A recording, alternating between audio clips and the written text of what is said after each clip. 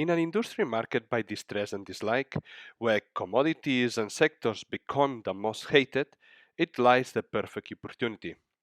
But how do we recognize it? How we can differentiate between the mere distress, the deep dislike, and the three ugly?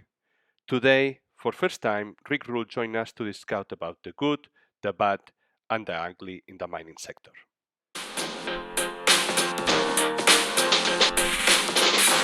Welcome, mining lovers. This is Charlando de Minas, the Spanish podcast dedicated to mining investment. Now, in English. Do you want to learn? Subscribe. Do you want more content in English? Leave us a comment.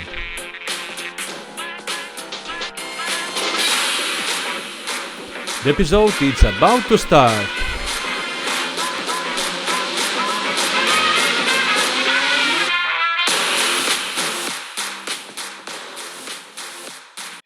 Welcome to Charlando de Minas, the Spanish podcast dedicated to mining and commodity investment. Today, it's a special day, the kind that I dreamed when I first launched this podcast. We are joined by a well-known guest for his deep knowledge in the mining sector, a figure who needs no introduction, really. We speak with the one and only Rick Rule. Hello, Rick. How are you? Bienvenidos. I'm delighted to be with you. You've exhausted my Spanish. Before we dive in, for those who anticipate this episode to be in Spanish, rest assured that we will be Rick Rule speaking in the language of Cervantes shortly. Just don't forget to check out our next episode where we dub this interview. Then, Rick, let's begin. We'll have a first set of questions where we will be talking about investment strategy and maybe a little bit of macro. Then we'll have a second set of questions that, if it's possible, we'll ask you to provide shorter answers because it will be a much more focused questions. You often mention that mining is a capital-intensive business where you are either a contrarian or a victim. You have highlighted this necessity of investing in commodities that are essential for humanity or that will be used for at least 5 or 10 years ahead, but they are yet so undervalued that the median production cost undercuts the selling price. If we take uranium, for instance, a few years back, the spot price was around $20 per pound, yet it cost 60 to produce, leading to your quote that either a price had to rise or the lights will go out. This scenario typifies an industry in distress, industry in destruction, probably bottom of a cycle. In your opinion, there are any other commodities that you see in a similar state of distress? Indeed. I think they'll become more distressed, but let's talk about them. Sulfide nickel deposits. Because of the explosion of low-cost lateritic nickel in Indonesia in particular, but also the Philippines, the sulfide nickel business on a global basis, with the probable exception of Russia, is in liquidation. There is so much capital involved in the sulfide nickel business that the industry will continue to produce below the cost of production for a couple of years. It's called the last man standing contest. They don't want to shut in their minds because they want to be able to produce when the price turns around, and they have so much stranded capital that they produce below the cost of production. But now is the time to begin to learn about the sulfide nickel business, to build a shopping list. Sometime in 2026 or 2027, we will have experienced enough supply destruction in the nickel space that the prices will inevitably rise, much as they rose in the uranium space. A different commodity that exhibits, I would say, the same characteristics are platinum and palladium. The platinum and palladium markets in particular have been disrupted because the Russians have been selling. The Russians, for obvious reasons, need cash. Of course. They're selling whatever they have in inventory, which includes platinum and palladium. Interestingly, the narrative around platinum and palladium is poor because the popular belief is that the internal combustion engine, the carbon-fired engine, is going the way of the dodo, the dinosaur. My suspicion is that won't happen for 40 or 50 years. And platinum and palladium are an important part of auto catalysts, And so the Yes. demand for them will last much longer than other people believe. Again, they will continue low as long as the Russians still have inventory to sell. But ultimately, remember that platinum and palladium come mostly from three countries: South Africa with political and social challenges, Zimbabwe with worse challenges, and Russia, ironically, the most stable of the three, a country at war. Any disruption of production from either South Africa or Russia would have profound and immediate impacts on the platinum and palladium business. I'm attracted to the whole suite of agricultural minerals, particularly, of course, potash and phosphate. I believe that those industries, as a consequence of Russian dishoarding and an increase in productive capabilities in Morocco, are also marginal industries. But Yes. as more and more and more of us inhabit the earth, and as the poorest of the poor get wealthier and are able to increase the quality of the food that they consume, demand for agricultural minerals and materials, I think, will continue to rise. And then finally, of course, copper.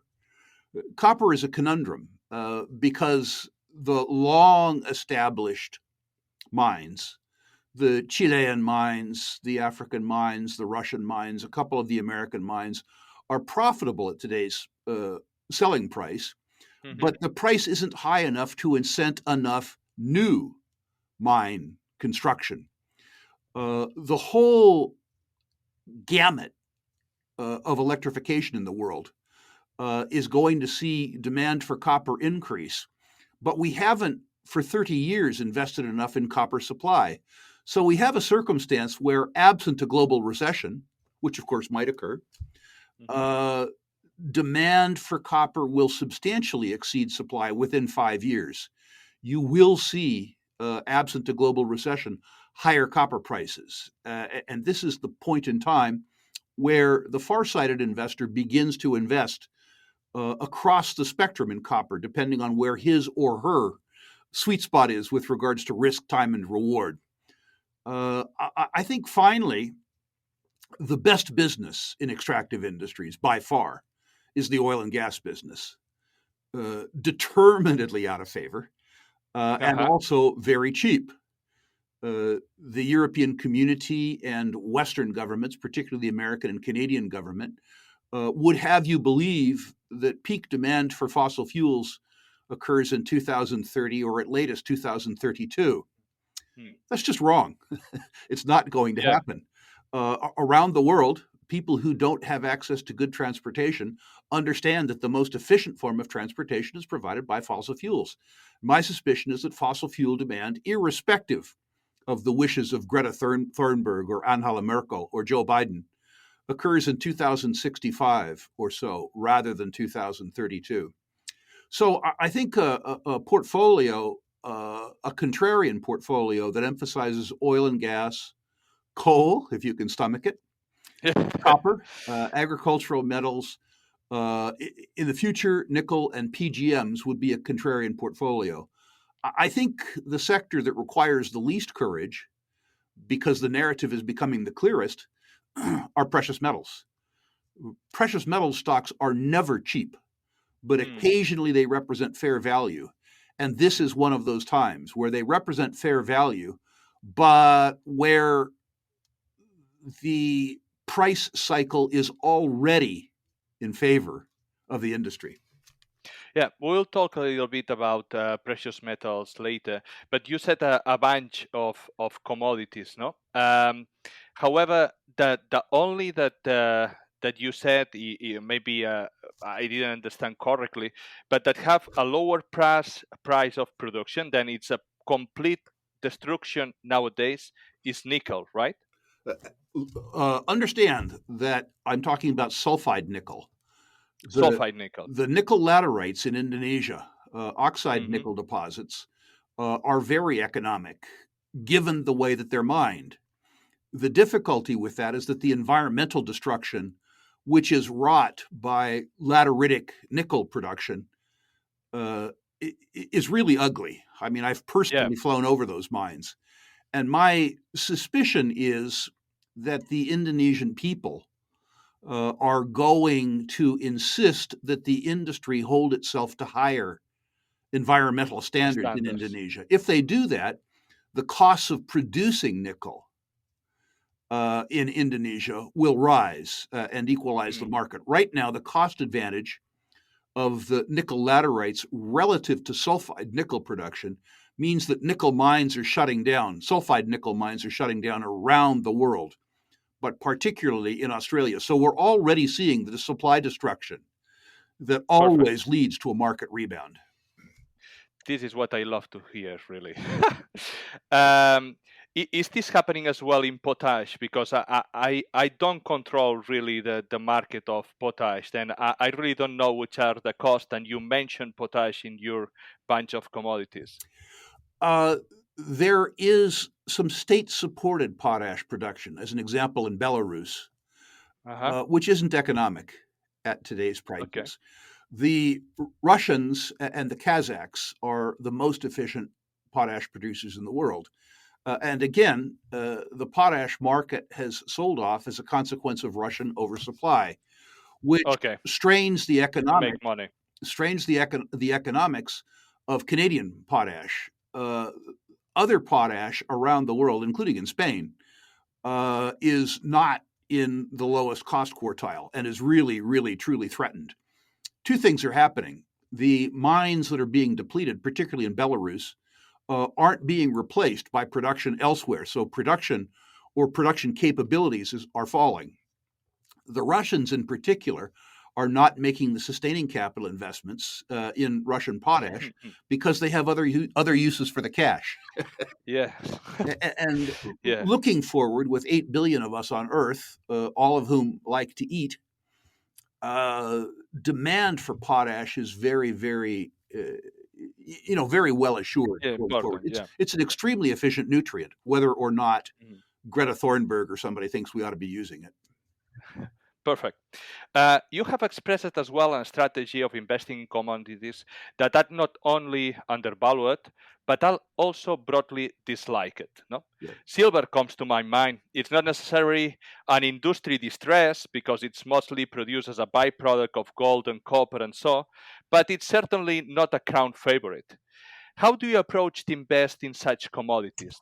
When do you know when it's the time to invest? The truth is that you don't. I'm invariably early. If I see a commodity that's broadly hated, an industry in distress, an industry where even the best companies in the sector can't raise money when they need it, I like it, particularly if I can understand why the investor hostility to it is so strong. In the case of silver, if you dial yourself back 4 years, you may remember a sort of an online craze around silver, the sort of Reddit silver squeeze. Yeah, silver squeeze. Yeah. There was a narrative around silver which was simply untrue. And a whole bunch of people got caught up in the narrative and bought silver. And they were all rewarded with 30 to 50% losses. They're all angry. I don't know how well this translates, but there's no hate that's as severe as the hate of a jilted lover.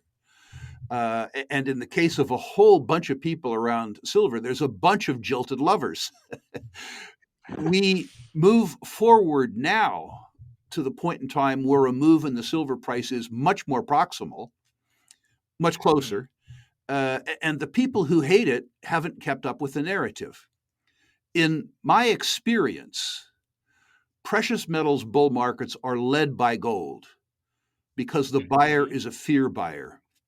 When the narrative around precious metals establishes itself, both for the precious metals investor, but more appropriately for the generalist investor, silver, probably because of its lower unit price, moves further and it moves faster. Gold has already established that momentum. It's broken out to at least nominal highs against every major currency in the world, including the US dollar.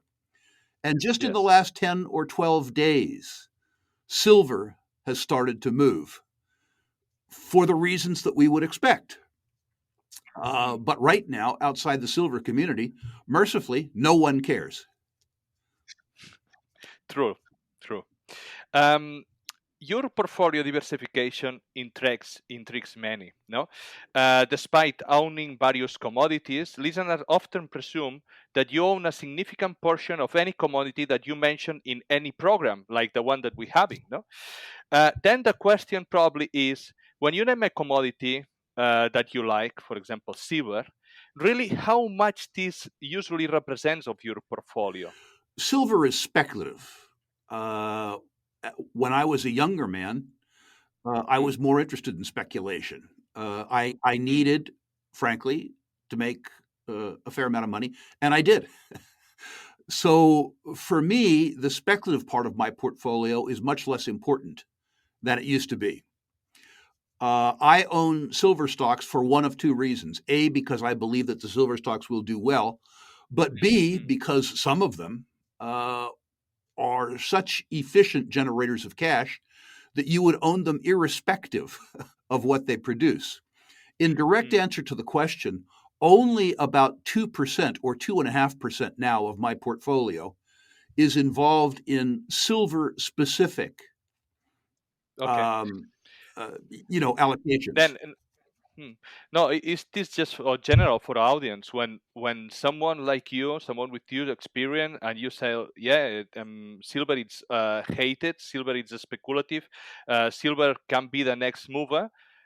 You justify all of this, but you only hold 2.5% of your You portfolio. know what? Then people need to have this in mind. Understand, I'm old and fat and rich, and I don't think that my portfolio allocation should be an indicator for other people. No. I sort of believe, I'm not saying it's true, Mm, but younger listeners need to familiarize themselves with the price volatility of silver stocks in past markets. mm, I believe it is possible that 2.5% of my portfolio would grow organically to of 25% course. of my portfolio. I remember very well in the decade of the 70s, Coeur d'Alene mines going from 10 cents a share to $65 a share. Sadly, I was too young and poor to participate. I remember very well, however, in the early part of the decade of the 90s, both Pan American Silver and Silver Standard going from 50 cents and 72 cents, respectively, to $45 in Mm, 7 years. You invest an amount of money in speculative silver stocks that you can afford to lose at least half of, with the expectation of owning them for 5 to 6 years. What is amazing about the silver stocks is that if you've chosen well and if you've timed the market well, tenfold returns, 15-fold returns, or better are possible. So a small allocation, one where the risk is within your range of tolerance, can generate what are, for many people, they were for me, life changing returns. of course. Of course. Reflecting now on copper, you mentioned a couple of years ago that when copper hit $3, the easy money have been made. Yet, with copper prices fluctuating and recently surpassing $4, there must have been opportunities for easy money again.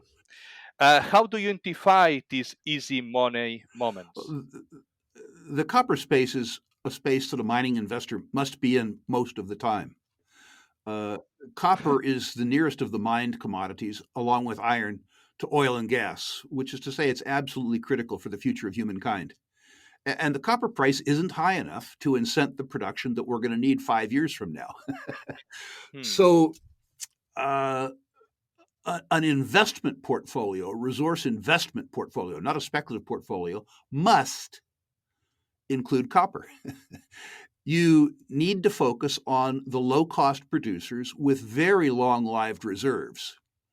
So you need to own names like Rio, of course, originally from Spain, of BHP, course. Glencore, And you need to understand that you're likely to own these stocks for 10 years.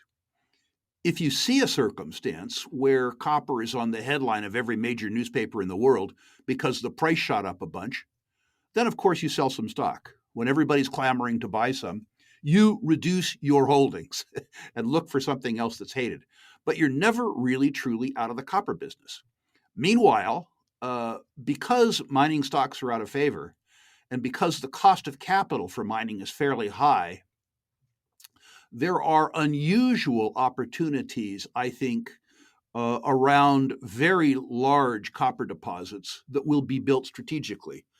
My discussion with you before we went on the air tells me that you've alerted your subscribers, as an example, to what's happening in Argentina, in the Vicuña district. What you're seeing there is the emergence of a very, very important copper province. It's going to take a long time. It's going to take a lot of money. I've been there. It's truly in the middle of nowhere.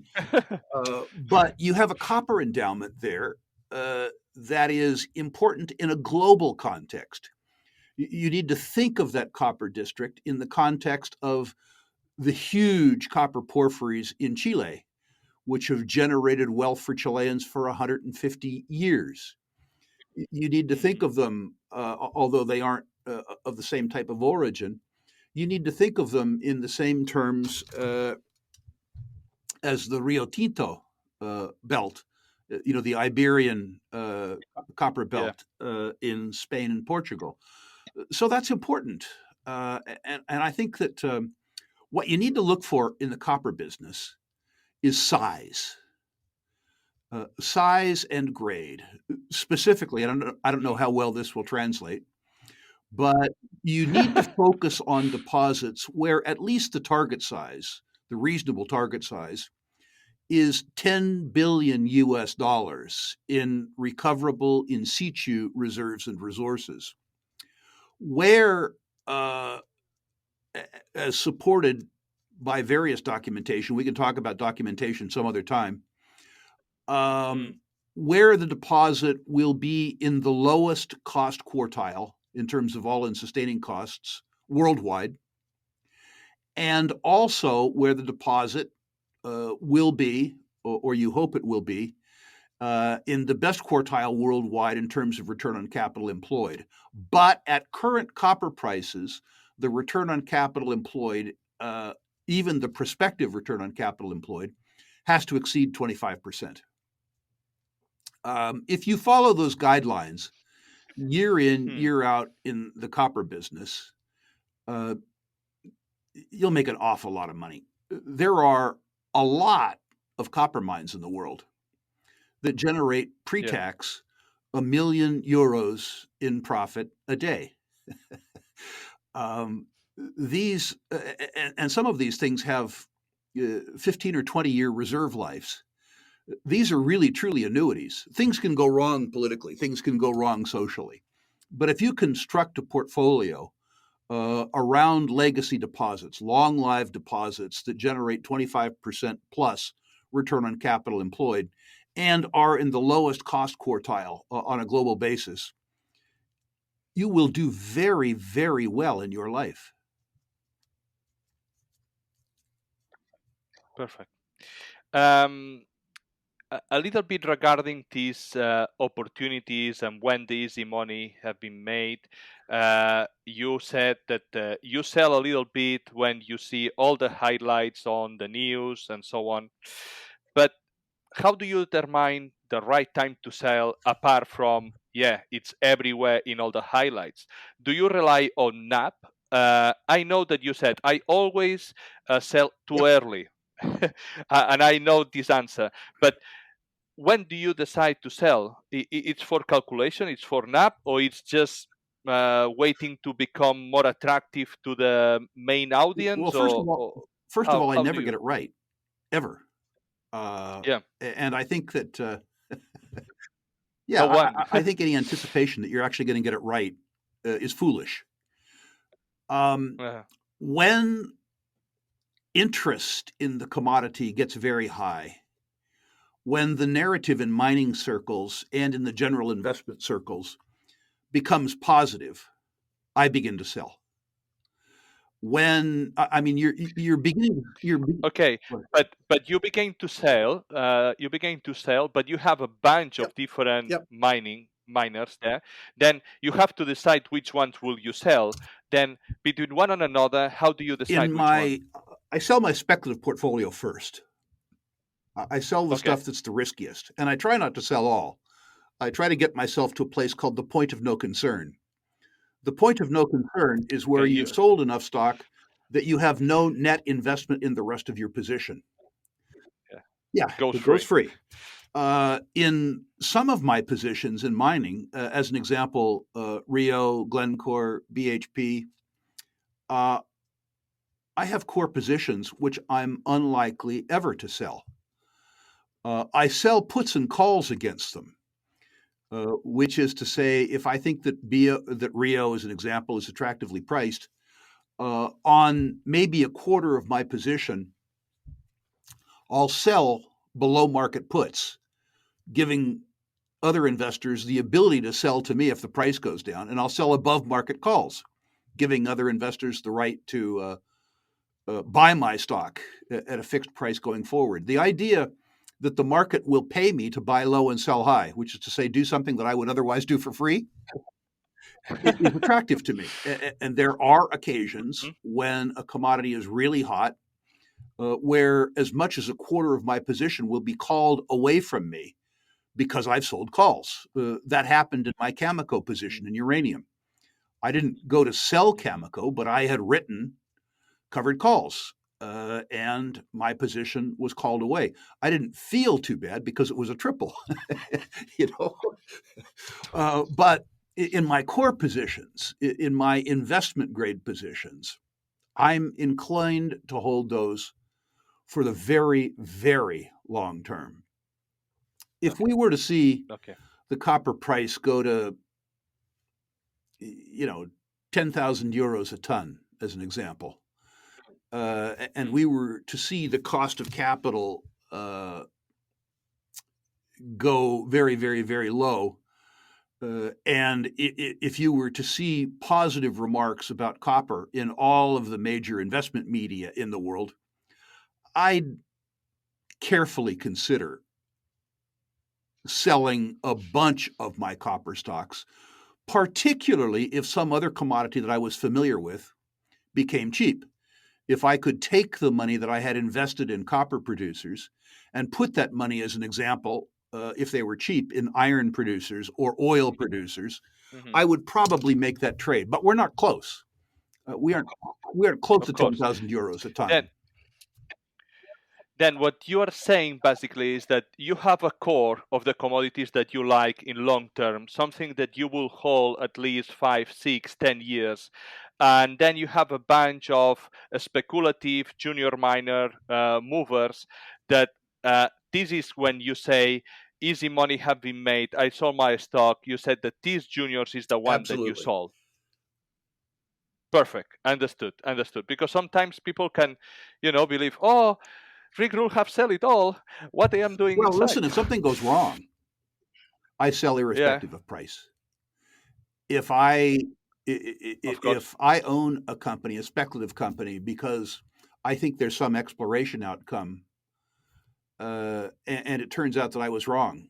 If the Hmm. exploration results weren't what I had anticipated, I will sell, and I'll sell without Yeah, regard to price. If yeah. It's something that we sell a lot of time to the audience. That you make a thesis. You invest for something. If you invest for exploration, this means there have to be this exploration thesis. If this doesn't work, if all the drillings become with nothing or not what you expected, then you have to make a decision. And if the decision is that you were only there to having this right, then you have to sell. There is nothing wrong on there. You will miss something and you this will is win the others. single most important facet of exploration speculation, what you just said. People regard the exploration as an asset intensive business. It's a knowledge business. You develop a thesis around a property and you test that thesis. Understanding the thesis, ground truthing the thesis, and then fairly carefully monitoring the process by which the thesis is tested, and having your investment decision governed by reality is critical. That's the whole By game. numbers. Everything else is silliness. True. Let's talk a little bit about gold now. Gold, we see an increase of price over 25% in the recent months, or probably weeks, partially due or mostly due because China and the BRICS are buying all that they can. When there is a reserve commodity surge like that, it often suggests that there is an underlying issue that we might not be fully aware of, because we think, why right now and not a couple of months ago, no? Or why they don't do it in a slower way that they will not increase in such a rate the price. What are your thoughts about this? Well, first of all, there have been other parts of the economy, other parts of capital markets that have attracted more attention. When people were saying to me 2 years ago, Rick, when is the gold price going to move? My answer was the year 2000. In US dollar terms, gold was $256 or something like that, an ounce in 2000. And by 2010, it was 1,900 US dollars. In the period 2000 to 2024, the gold price again, $256 to 1,900 US dollars. In other words, an 8.6, 8.7% compound internal rate of return. Gold kept up with inflation. It did exactly what the investor wants it to do. But because the moves weren't as dramatic as the moves in the decade 2000 to 2010, or in the decade 1970 to 1980, investors thought that gold was underperforming. The problem wasn't gold. The problem was the perspective of the investors. Now, we have a situation where the gold is moving up much more dramatically in price. That's occurring, I would suggest to you, for three reasons.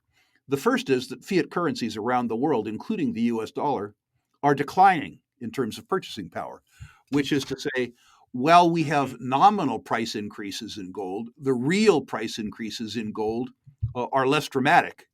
It's like an arithmetic, contrasting the numerator and the denominator, you know. The second thing is that for 50 years, the world's reserve currency has been the US dollar. And the deepest securities market in the world is the US Treasury market.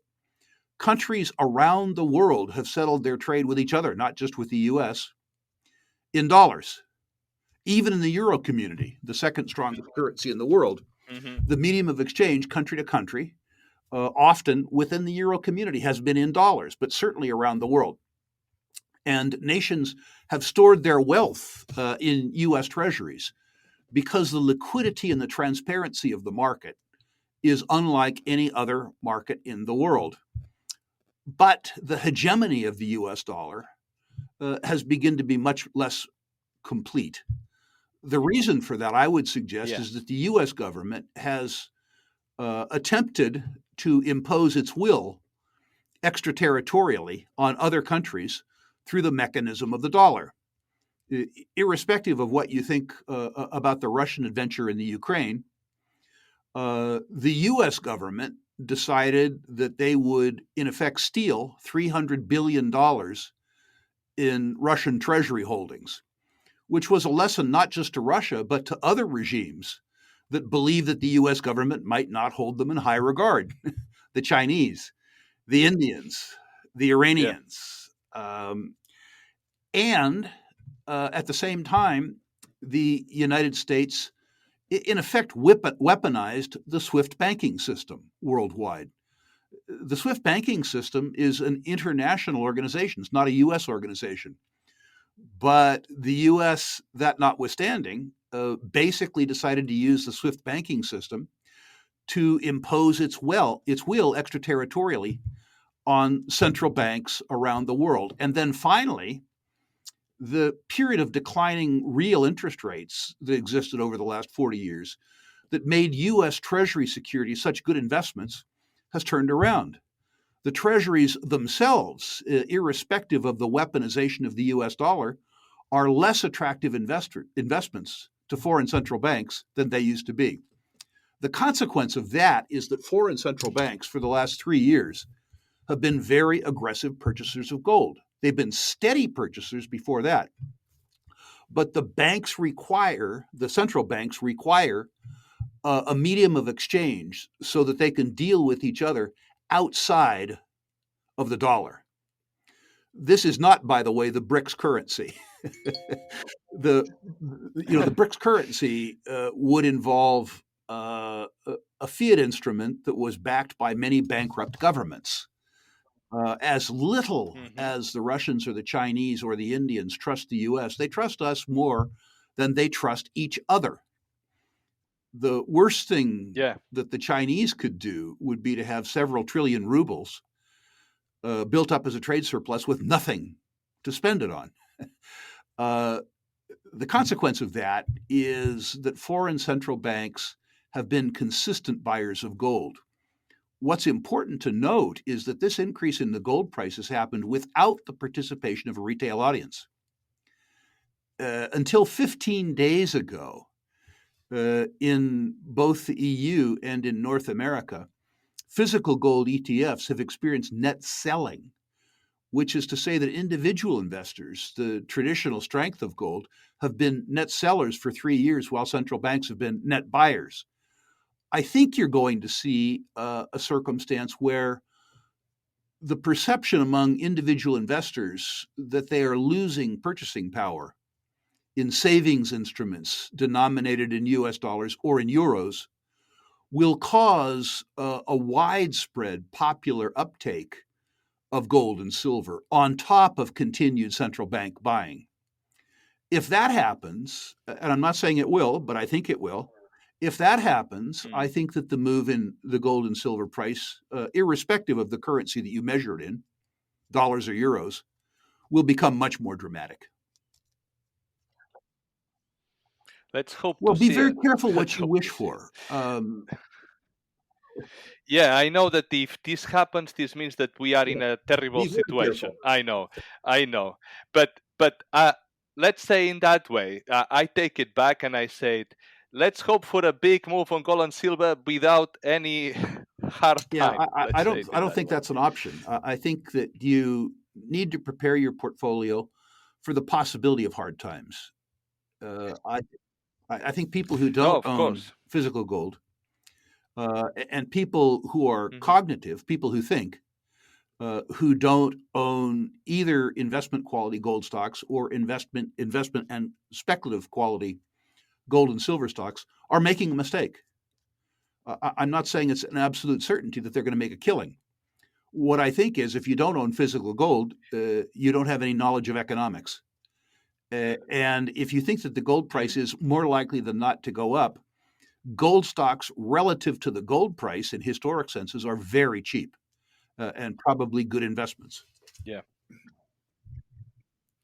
Perfect. Now we will start with these quick questions that, in the measure of possible, to provide short answer. I know that for you, Rick, will be complicated. I mean, I don't have a restriction of time really, but it's more for you. And we will start a little bit with gold and the price of the gold miners. No, you said that they are relatively cheap, and gold miners seems to be gaining momentum on the last weeks. Despite the historical challenge of the sector in delivering shareholder returns. No, I came across with a post in social media that the top 6 gold miners free cash flow per ounce in when the gold was 1900 was only $127 per ounce, compared with in $1,400 was $150 per ounce. This means that there is really no change with over $600 increase. Although these numbers and the capacity of gold miners to lock in this return to shareholders, most of the gold miners have rallied 50% over the last few weeks. Is this just because last-minute investors are trying to jump in, or something I don't has think things changed have now? changed. I think that the more rapid increase in the gold price that you're going to see is going to begin to increase margins. What the gold industry perhaps doesn't want to acknowledge is that although the gold price has increased well over the last 2 years, all of the inputs involved in producing gold have increased too. Labor costs have increased, energy costs have tripled, steel is up 40%, cement is up 50%. But most importantly, social rents, the cost of government, offsite expenditures, tax, royalties have been increasing at 20% compounded per annum.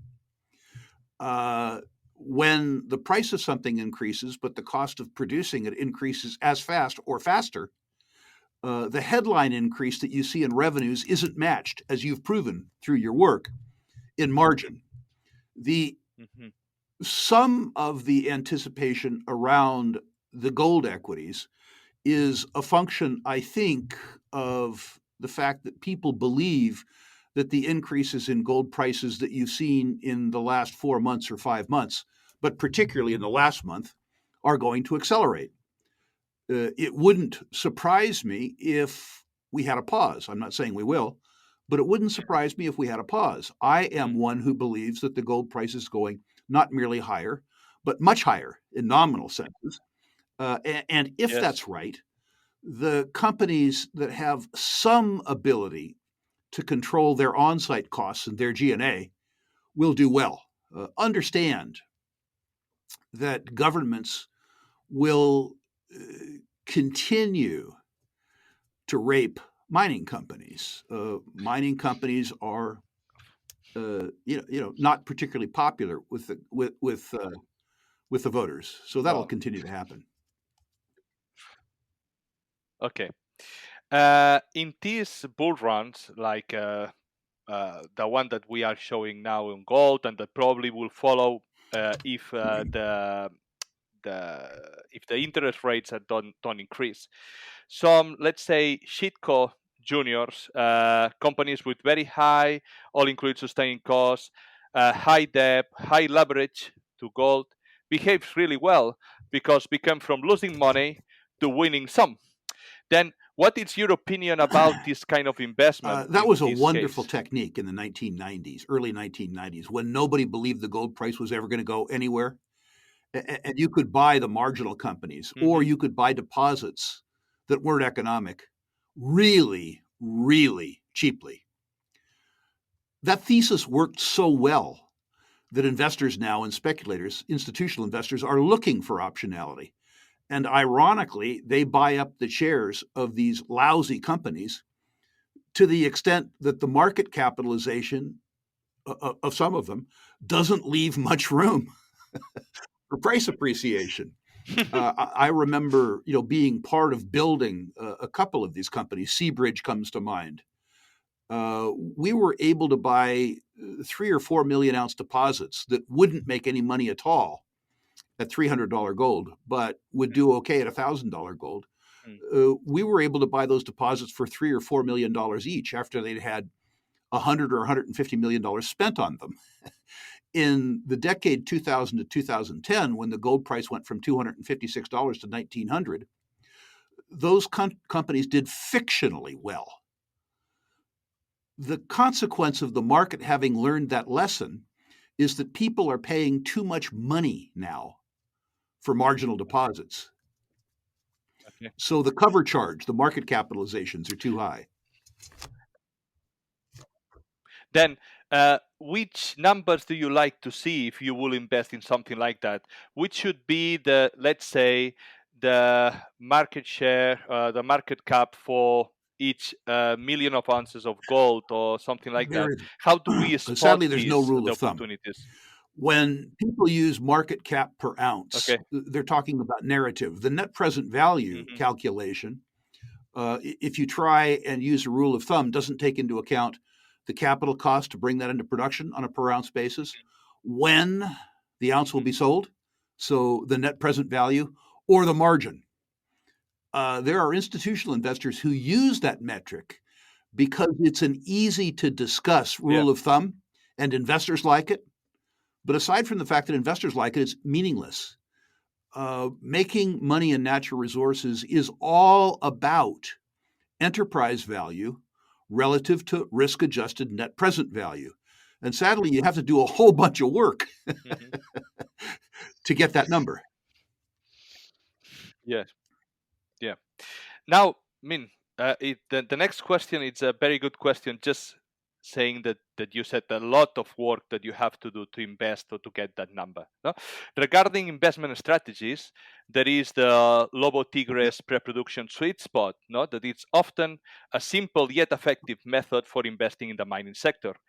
Do you consider this a viable strategy for those who not have the time to dedicate to extensive research like you, or that wants to have a life apart from Speculators investing? who are willing to lose some money if something goes wrong in construction and who are patient can do extremely well with this strategy. What Lobo Tigre has done is found a part of the market that is unpopular, but is de-risked. The sexy news has already taken place. The exploration, discovery, all that kind of stuff has already taken place. The news releases now aren't grams per ton. They're the cost of cement, permitting. This is deeply boring and highly profitable stuff. For a speculator, this is a really, truly great strategy. And it's an enduring strategy because people speculate around narrative. They speculate around how they feel, not around arithmetic. And this is a strategy that goes to what Lobo Tigre is. You know, he's a physicist, really. He's a mathematician. I think it's a brilliant strategy. By the way, he's a wonderful guy. I don't know if you've interviewed him, but Yeah, we interview a couple of times, and he will coming back again. Unlike before his old summer. gringo friend, you can interview Lobo in Spanish. In Spanish, of course. Perfect. Next question. A coup of state by military groups in Africa, it's something very common. Okay, and most of the time there are a massive selling of mining stocks that there are in the country. Do you see those sell-off as an opportunity for buying cheap? On the subject of political risk, all jurisdictions are risky. I personally would rather try to build a copper mine in Zambia or Congo than in Spain or California. States. So political risk needs to be taken into context. If you play that game, you need to be willing on occasion to lose all of the money that you had invested in the sector. I invested in Afghanistan as an example 20 years ago, and I lost all the money. Russia treated me very well for 22 years until it didn't. What's happening now in Mali and Niger, I think, is instructive. The Malians, the Nigerians are really reacting to the vestiges of French colonialism and revisiting how they're going to deal with the outside world. We need to pay attention to that. But it doesn't necessarily constitute bad news. It may constitute bad news. But the fact that you have regime change and uranium deposits, as an example, get sold off by 70%, it doesn't change the value of uranium. You need to decide in the new fiscal regime what type of political certainty you're going to enjoy, what sort of social rents you have to pay, but you have to do it as agnostically as you can.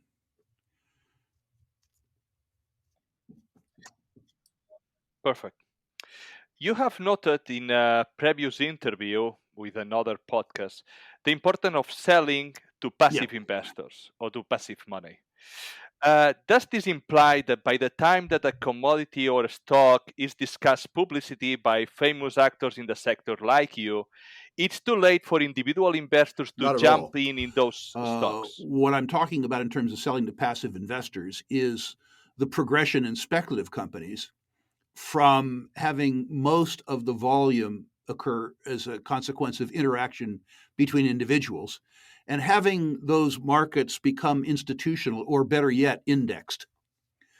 So when a company, as an example, in Canada achieves a certain market cap, let's call it $1 billion, all of a sudden that company begins to be included in indexes. And the index funds, the passive investors, have to buy it. That's a wonderful transition. Yes, and a big mover for some stock. Okay, Rick, just follow. In another podcast interview, you said that you are buying now prospect generators. And I think that we will publish this interview after you host the Prospect Generator Bootcamp. For some people like me that we have never invested in prospect generator, but we are looking a little bit at these companies, would you like to give some advice and what the things we should look, Absolutely. what the Thank you things for you the suggest opportunity. that we should focus A prospect on? generator acknowledges that the exploration process is really a technologically driven process as opposed to a property driven process. A little background statistical. When I went to university many years ago, I was taught in economic geology that 1 in 3,000 mineralized anomalies becomes a mine, which is to say that while the payment for success is high, the probability of success is very low. Mm-hmm. What you find is that there are some people who, as a consequence of their application of technology, are serially successful mine finders, while many people aren't. But it's an intellectual rather than a physical process. What a prospect generator does is apply their specific technical expertise and or their business acumen in a certain jurisdiction to do district scale exploration, develop an exploration thesis around multiple tracts of land, and then bring in joint venture partners who spend the physical capital to keep the intellectual capital of the prospect generator company. The prospect generator ends up with a carried interest, either a working interest, a minority working interest, or a royalty with very low capital expenditure. The idea of investing in prospect generators is that rather than investing in one property where the probability of success is low, that you invest in a portfolio of 30 or 40 carried interests in properties where the third party takes the risk. And by the way, the third party contributes additional intellectual capital for free. The real strength of this model became apparent to me about 30 years ago when we had joint ventured some properties, interestingly, to a company that you and I talked about offline, Freeport-McMoRan. And I went through Freeport-McMoRan's office and saw that Freeport-McMoRan employed about 225 earth science professionals. The prospect generator that I was invested in that had farmed out to Freeport-McMoRan only had 3 earth science professionals. And we got access to the 225 professionals in Freeport-McMoRan, and they paid us for the privilege. This warmed my heart. It was unlikely that there was going to be any technical challenge with regards to our properties that somebody at Freeport hadn't seen and addressed before.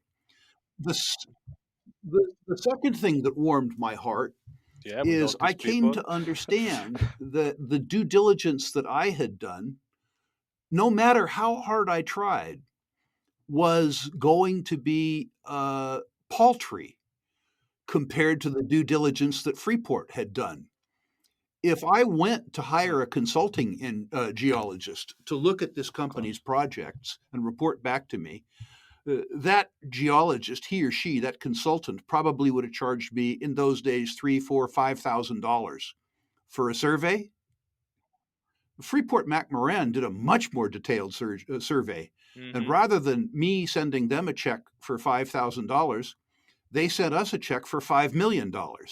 So not only did I get the access of their due diligence expertise, they paid me for the privilege of contributing it. That's the advantage. The statistical corroboration of this is that as I said at the outset of this discussion, and I'm sorry for the long-winded reply, the probability of success with a mineralized anomaly is 1 in 3,000. I have participated in about 70 public prospect generators. I'm sorry for the nebulous term about. I'm an old man. I don't recognize how many I've done, but about 70. And in 70 starts, I've generated 24 economic discoveries, I think verging on 25 now, and participated in 23 takeovers. So while the statistical average across junior stocks would be 1 in 3,000, my experience is more like 1 in 3. A couple standard deviations statistically, better probabilities. There is something about that arithmetic that I find absolutely addictive. Yeah. Mother. Nice, nice. 1 in 3. Who? It's a very, very nice percentage. Okay, because this will be published after the bootcamp happen. It Will the will. You bootcamp be can, in available fact, online subscribe to the afterwards boot if camp anyone is after the interested? fact. That's not a problem. It will be available in the Rule Classroom to subscribers for a year. By the way, whether if you attended Perfect. at the time of the boot camp rather than afterwards, we're going to give people much more information in 8 hours than they can absorb in 8 hours. Despite the fact that I put on the boot camps, I watched them myself an average of 4 times after I put them on, so that I myself can absorb all of the material from the other speakers at the boot camp. It's important to understand that this is not an entertainment function. This is an education function. And if you decide to come into the boot camp, it's because you are deeply and seriously interested in the topic. Otherwise, avoid it. This is not like you're watching, the funnies, the cartoons for 8 hours. This is real work. Yeah. Perfect. Okay, let's move to uranium. My investment thesis on uranium market was it might be heading towards a bubble. No, this was a few years ago. However, the market seems to have stabilized after a significant rally. I have anticipated in the past that long-term contracts might start being signed at around $80, $85. Would this mean that the uranium skis I will think not be happening I this think time? I need to say at the beginning What do you think? that the easy money in uranium has been made. And that's instructive for your audience. To make the easy money, they had to be here in 2022 when people hated the topic. The spot price, of course, is cleared from 20 to something like 95. Yeah. And that validation, the validation by price, has proved the narrative in people's minds. It's ironic that they warm up to something after the horse is already out of the starting gate. Having said that, there's a change in the structure of the uranium market. Yeah. And it's important for people to recognize because this has never happened in a commodity class before. The trades in the uranium market for the last 10 years have taken place mostly in the spot market, which means that both producers and consumers have no idea 18 months from now what price they are either going to receive for their uranium or they're going to pay to get uranium. More and more of the trades in the uranium market are going to the contract or term market, and this is critically important. This means that even a fairly small producer, if they have a bankable feasibility study, can go into the market and secure long-term offtake agreements with investment credit grade takers, which literally are collateral. You can literally take these contracts to the bank. It means that somebody that would have had to sell a deposit to build it will now be able to build it based on the fact that they have contracted to sell for 15 years enough material at a price that's well enough understood that the bank understands that the construction finance will be paid off by the material. This is critically different. What that means is that while the easy money has been made, the sure money is ahead of us. Now, your audience needs to know there are probably 80 uranium juniors in the world. But there are probably only 11 or 12 that are valid. And so you can't invest in the uranium sector. You have to invest in yourself to do the work, to segregate in movie terms between the good, the bad, and the ugly. Yeah, yeah. And the ugly.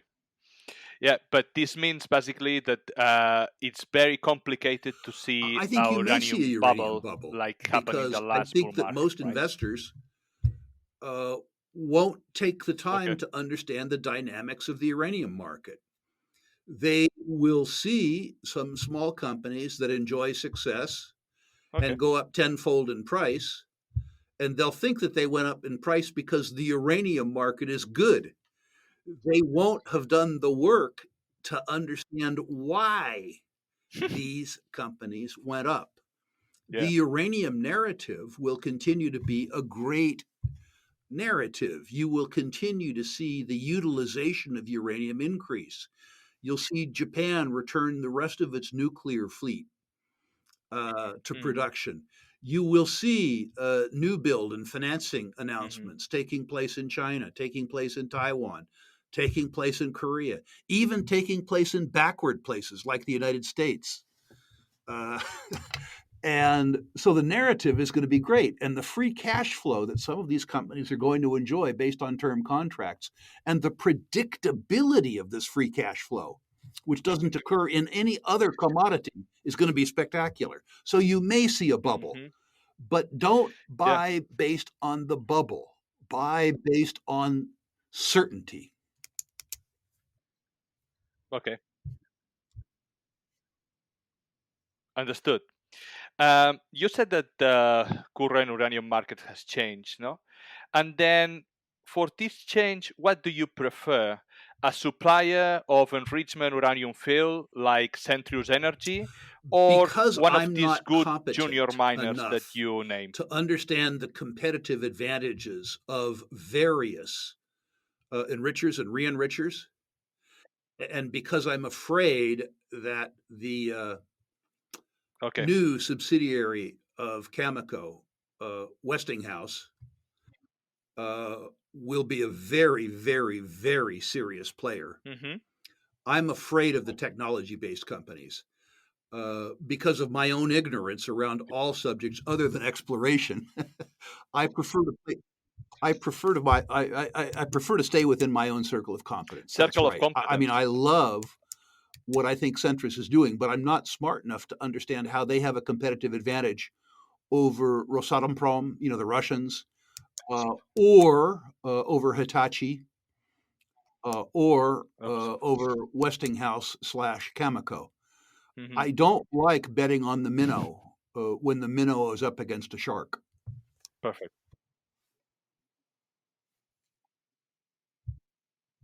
Perfect. Um, Lithium and rare earths are an industry Well, in lithium is a destruction special or are case. just a The hated lithium price commodity? increased sixfold, which attracted all kinds of adherents who didn't understand the structure of the lithium Mm-hmm. market. Now that lithium has fallen in price by 75%, all of the former lovers are haters. You know from your own experience, there is no hatred as strong as the hatred Yep. of a jilted lover.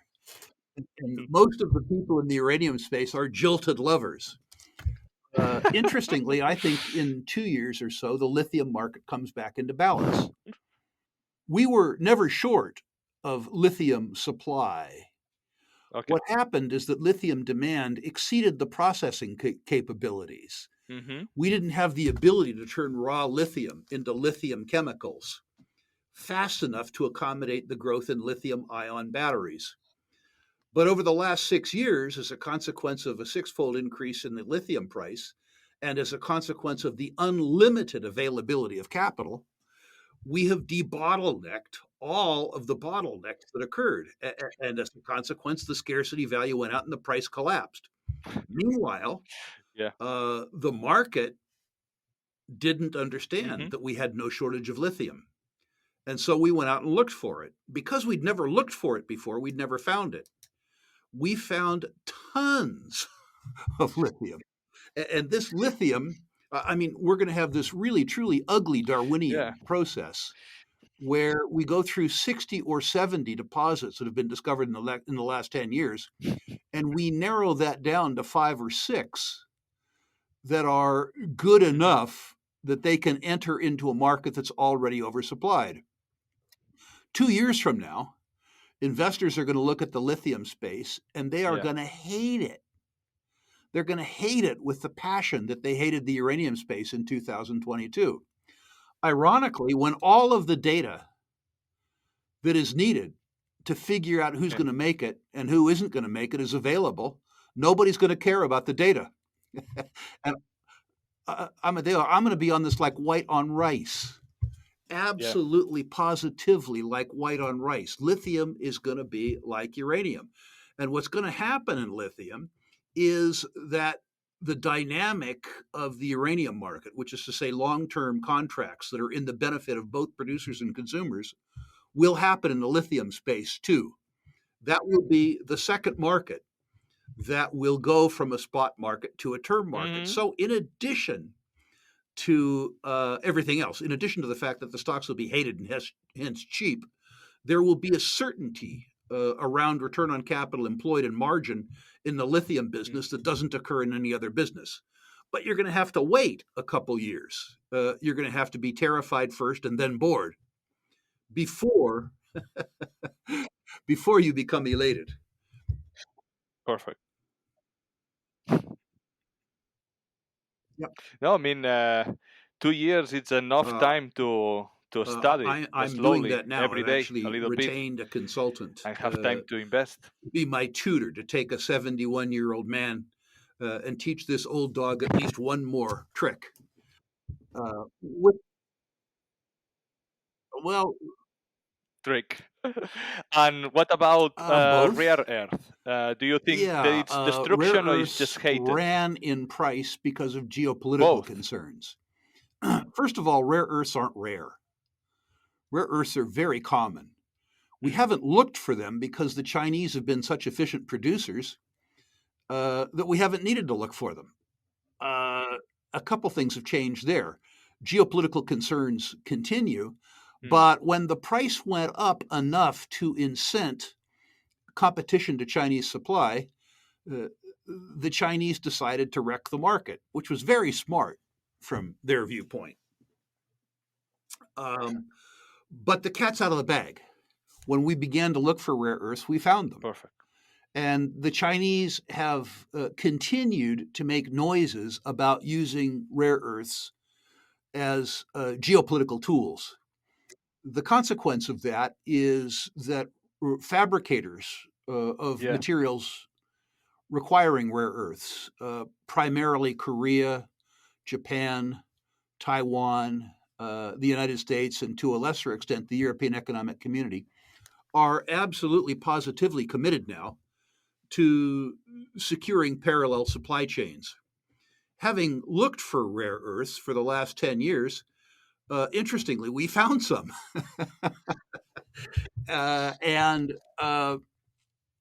what's happened as a consequence of the collapse in rare earth supplies, in rare earth prices, is that these successful efforts in exploration have been wrecked in terms of price.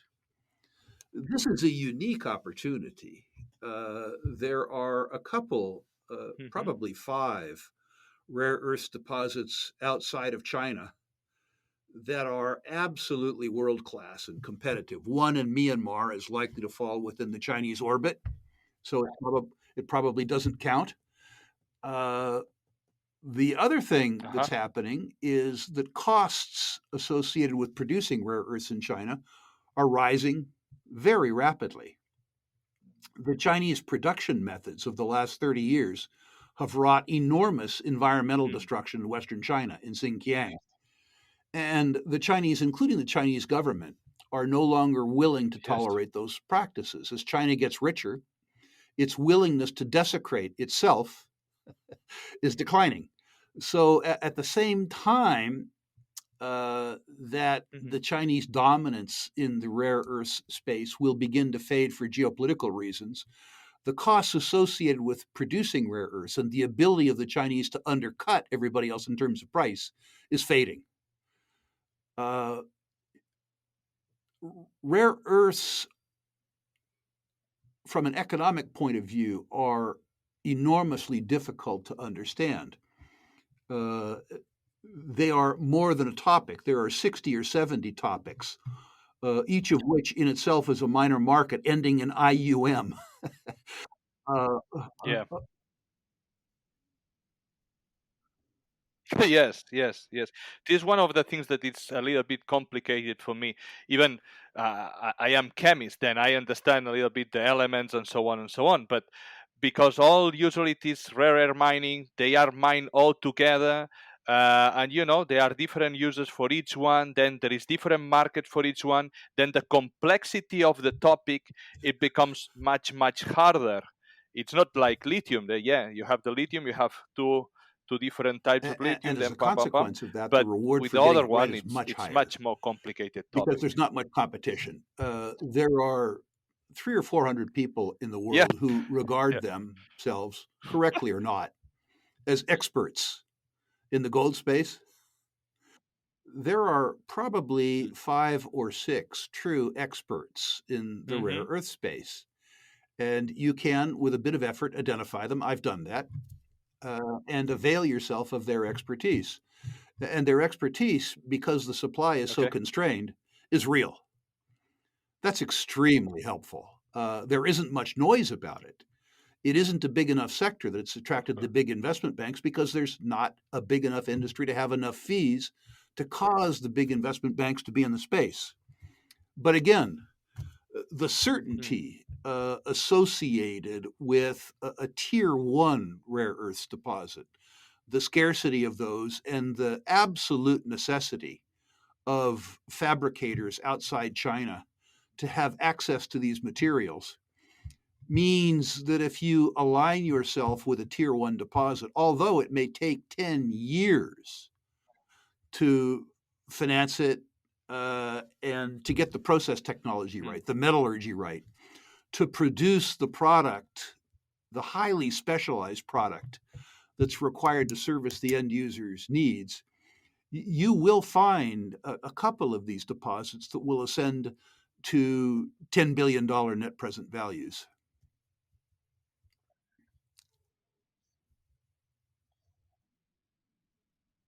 Perfect.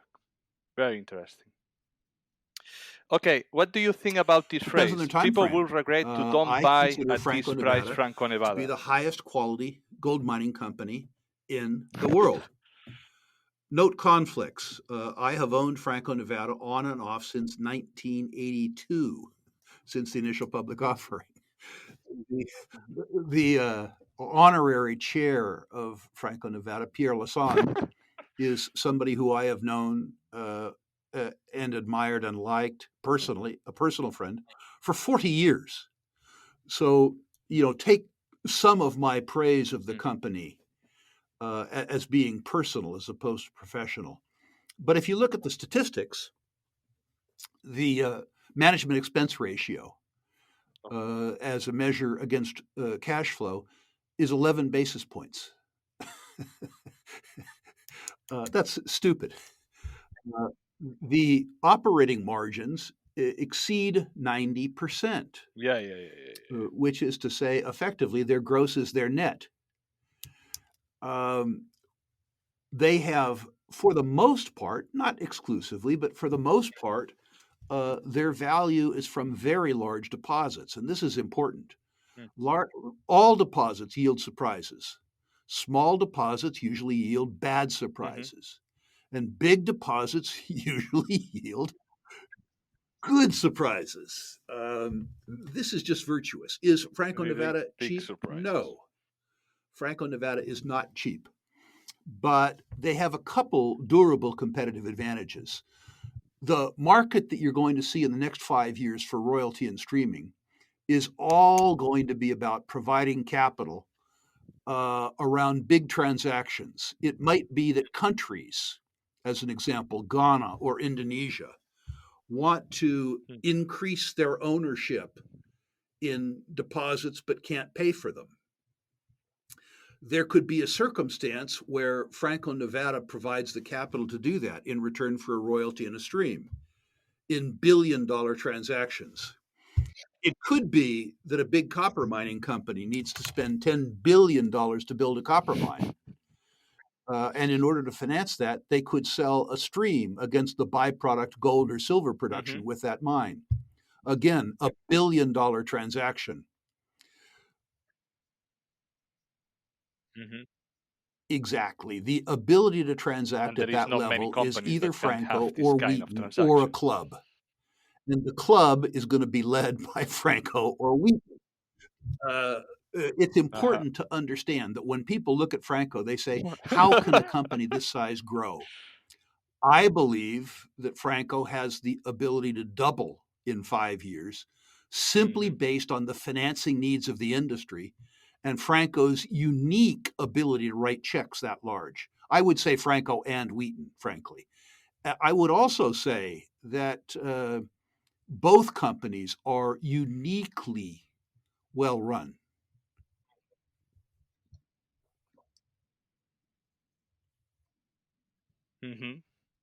Perfect. At current prices, for you, what is a better option to invest in the Vicuña That depends district? on who you are. FILO, I suspect that NGEX, or FILO and Lundin Mining? NGEX ultimately will become part of Lundin Mining. I know the Lundin family quite well. I've done business with them since 1974. The current generation are the grandchildren of the people that I did business with. They are honest. Lucas Lundin, rest in peace, before he died, told me that every major deposit that they discovered that they sold was a mistake. Every single deposit that they sold, whether or not they made $1 billion, he believes was a mistake. And I believe that the district ultimately will be consolidated into Lundin Mining. It may be that the Lundins then will have to bring in BHP or Rio or somebody like that as a partner at the Vicuña level. If you want certainty, if you want to reduce risk, and if you're concerned about the time value of money, which is to say the Vicuña district may not be developed for 10 or 15 years, you buy Lundin Mining because you get a very generous dividend, which pays you while you wait. In other words, you get to have your cake and eat it too. If my thesis is correct, and if NGEX and FILO are both ultimately upstreamed into Lundin, then perhaps over time you will find that your return on capital employed is higher by taking the time value of money risk being associated with the two smaller companies. Now, I've decided not to be too fancy about it. Do I own Lundin Mining? Yes. Do I own NGEX? Yes. Do I own FILO? Yes. And I've owned them for a very, very, very long time.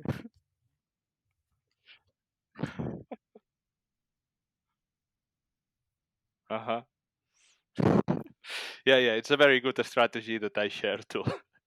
I saw in a video that in the past you owned Integra Resources.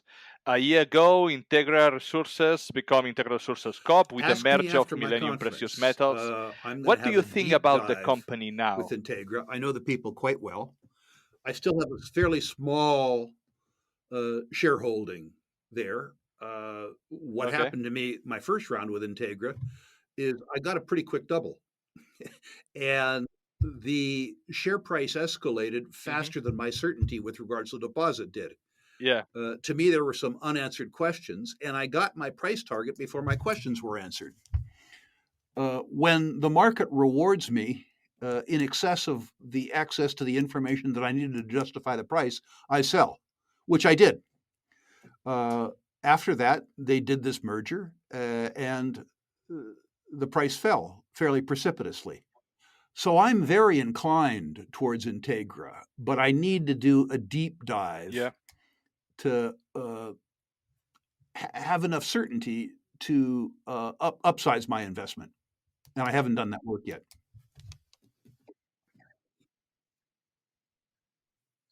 Okay. Perfect. What do you like more to play the, personally, let's say, gold. gold, silver, go gold or New Pacific But Metals? that's an interesting question.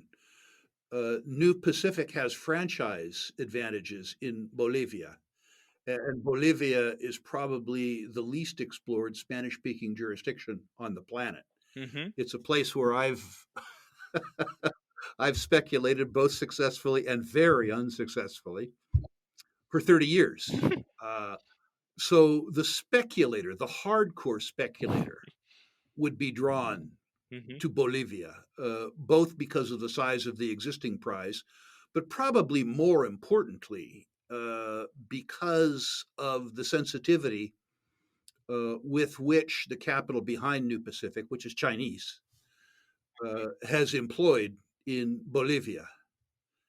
I own Go Mm-hmm. Gold because I think that the if question has passed. I think we're in a when process now. I don't think you have a mine there. I think you have a district. And I think that they understand Yeah, the yeah, yeah. district well enough that their exploration is becoming predictive. In my experience, when your understanding of the mineralization becomes predictive, you reach a fulcrum point. You reach a point where you add ounces rapidly and cheaply. Your risk around Go Gold, I think, is the intentions of Senor AMLO with regards to the efficacy of mining in general in Mexico. I note that the mines minister now is the former environment Mm-hmm. minister. And that person would be, I think, described as politely Yeah. ambivalent towards mining. And I think that the constituency, at least the elite constituency Mm-hmm. that Polite. AMLO represents, are an academic leftist constituency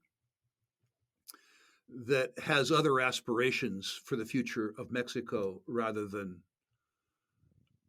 mining. So I think that your risks associated with Go Gold are really political, Yeah. not social risks, by the way. I think Go Gold has done a very good job in the community. You know, formerly, uh, that was a subsistence agricultural community. And I think Mm-hmm. that Go Gold has provided the first access to cash employment in that district. And they've done a very good job doing things like drilling water wells. I think that their social expenditure, their local social expenditure, has been very good. But I think there is top line risk associated with the politics of Mexico with regards to mining.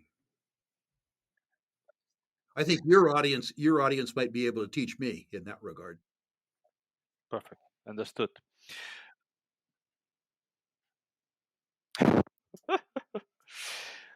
Finally, last question. You are hosting the Rule Symposium in July. For investors around the world, what can Well, expect in there's an your enormous symposium that they difference. haven't seen in a By the way, BRIC or I'm a a PDAC, for huge fan of example? PDAC. I've been going, I'm embarrassed to say, for 40 years, longer than maybe most of your audience has been on Earth. But my conference is very different. Mm-hmm. First of all, most mining conferences are free, which means Probably. that you, the attendees, are the product. If you don't recognize it, if it's free, you are the product. We charge attendees, which means that we hold ourselves to a much higher standard. How does that manifest itself? Well, firstly, the conference has stood the test of time. It's gone on for 30 years. We are not Johnny come lately. We get a little better every year. And if you get a little better after 30 years, you're pretty damn good. Mm-hmm. Why are we good? Paradigm, first of all. We have great big picture thinkers who tell you about the way the world is, not the way that governments or social media or popular media would want you to believe it is. We have the Jim Rickards, former CIA guy. We have Daniela DiMartino Booth talking about the Fed because she was part of the Fed. Nomi Prinz talking about Wall Street Mm-hmm. because she was a Goldman Sachs analyst. We have big picture people who shape your view of the world in a very different way than you would get from mainstream media. After we've done that, we expose you to analysts who have been successful in natural resource investing for 20 or 30 years, not investment banking hacks that failed at technology, failed at consumer financial services, failed in 2 or 3 other industries before they were dropped down into mining. Importantly, we have a function that we call the living legends. where we will have 4 or 5 or 6 entrepreneurs who have built multi-billion-dollar companies from scratch, telling you how they did it, where they succeeded, where they failed, and more importantly, the lessons that they learned that make them better investors and can make you a better investor too. I had an attendee email me a couple of years ago saying the ability to follow Robert Friedland through the exhibit floor and see what companies he stopped to talk to and lurking on the questions that he asked was worth the price of admission all by itself, that everything else I gave him was free. And that brings us to the exhibitors. At every other conference I know, exhibitors are regarded as revenue. Yeah. They're regarded as advertisers. My attendees for 30 years have told me that my exhibitors are content too. So I have to hold my exhibitors to the same standards that I hold other content providers to. What that means is that I have to vet them. Specifically, there is no public company exhibitor at my conference that isn't owned in an account owned by myself or managed by myself. There is no guarantee, unfortunately, that every stock I buy goes up, but there is a guarantee that every single exhibitor there is vetted. The consequence of those factors allows me to make everybody an offer that isn't made by any other investment conference in the world. If you attend my conference either in person, which I would prefer, because there's a lot of nonverbal communication that occurs at a conference, or if that's inconvenient, if you attended online like 1,300 other people did last year, either one. If you don't think that the content that I have provided to you is worth the tuition that I've charged you, there's a gold-plated money-back guarantee. Nobody else does this. If you don't believe you got your money's worth, tell me that I failed, and I'll send you your money back. I would prefer if you told me how I failed, why I failed, what I could do to serve you better, but that's no requirement. If you don't believe you got your money's worth, I've been doing this for 30 years. If you don't believe you got your money's worth, I'll give you your money back. Now, I'm pleased to say in 30 years of money-back guarantees, I've had to return about 0.1% of the fees I've charged for educational products. That notwithstanding, if for any reason you don't think you got your money's worth, I'll give it back to you.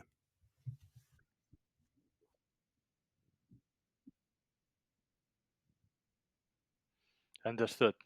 Perfect. Thank you very much, Rick. I think that we will finish with that. It has been a long interview that we touched a lot of different topics, and I am really pleased and really happy that we could have this conversation. I really enjoy it, and I hope that we can discuss a little bit more in the future and having you back on the show. Going to enroll in Spanish immersion class with my wife.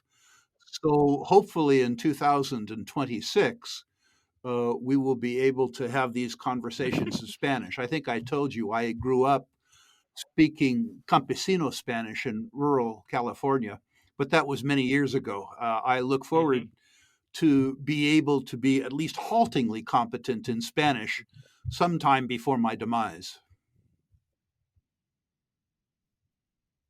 Great. Bye-bye. I will be really pleased to do that, Rick. Bye. Disclaimer. The content in Charlando de Minas is not an investment advice. Amadeu Bonet and his guests are not investment advisors. The authors may have interest in the companies mentioned in this publication. They may also have bias and not be impartial. The information in this publication and all the others in Charlando de Minas is impersonal by nature and should be considered as an entertainment product.